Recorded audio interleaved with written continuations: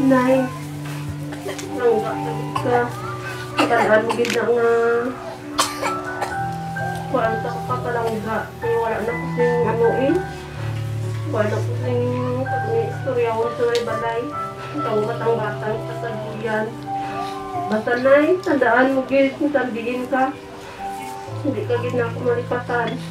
I love you, nay. Pang tanan no.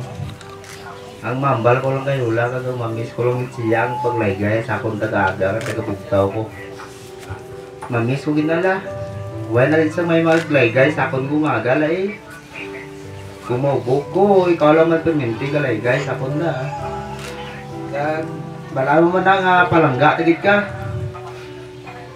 Kung sa din ka man subong halong-halong na perminti ah. Pwede mo nung dulo doon. Muna, salamat.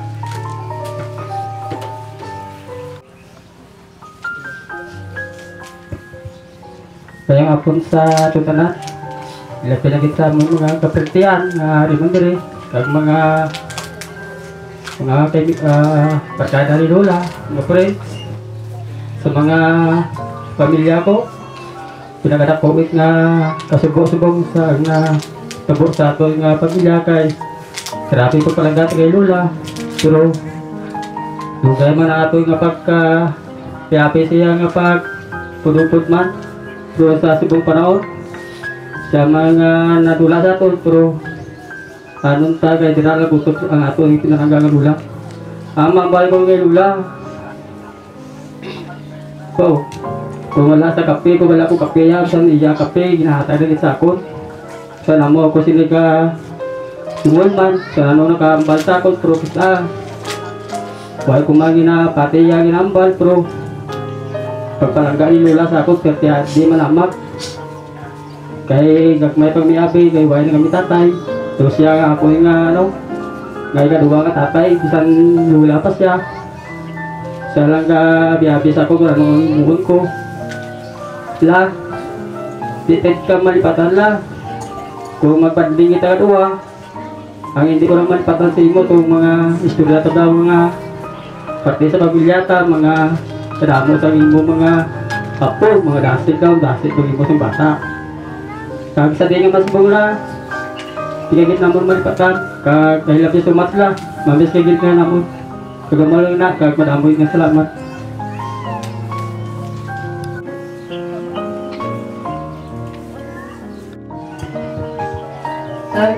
Ikaw lang malipatan kay Lola ka. Every time nga may problema ko, harap sa promise ka lang kayo sa ako.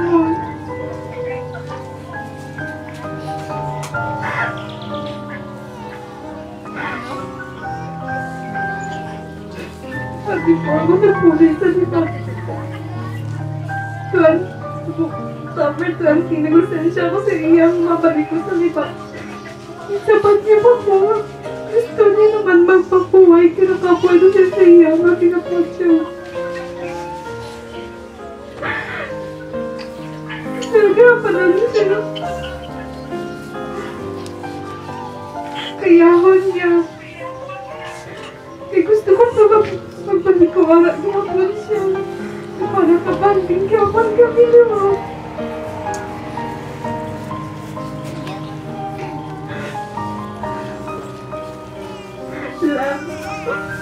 Mamisigit naman. Wala na kami sa kamisahon. Mamisigit. Nagapunin naman sa baryo.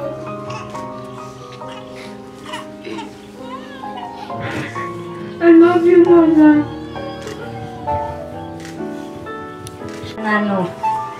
Ako natuon sa bilang pinablos ni Manding Diday. Ako may hambal ko tungod sa iya sa amon nga pag-upod sa to sa Antiki. Sa akon pagbata sa akon nga panganay, siya ilang nagdisponer sa akon mga gamit, kaya ako na langalangan sa pagbata. Amo na nga hindi ko gid hindi ko gid mapili nga malimtan si Manding Diday tungod kay naghatag gid siya sa akon singugma kag ako naghatag man sang gugma sa iya. Gani sang last namon nga paghaksanay sa tung bulan sang Disimbre sang pagpatay sang akon panganay nga amo ang pagbata ako nga siyang nagdisponer. Nagkadto gid sa dito sa balay. Amo to kag last namon nga paghaksanay. Kag sa kaayaw nga karon pag masakit wala gid ako makakadto sa iya. Gani manding imo lang ako pasensyahon tungod kay malayo man ako wala gid ako kadto sa imo sang imo paghigda. Gani bisan yara ka na subong sa imo nga nahamtangan ginapangamuyo ko gid nga kabay nga dalon ka sa aton mahal nga Dios sa iya ginharian upod sa mga angeles kag santos. Madamo gid nga salamat.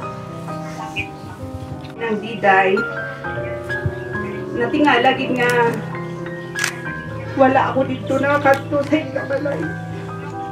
As a neighbor, no? Every time nga makita ko nabalangas ng Diday, napatay na, nag-flashback sa akon, sa napatay si nanay. So,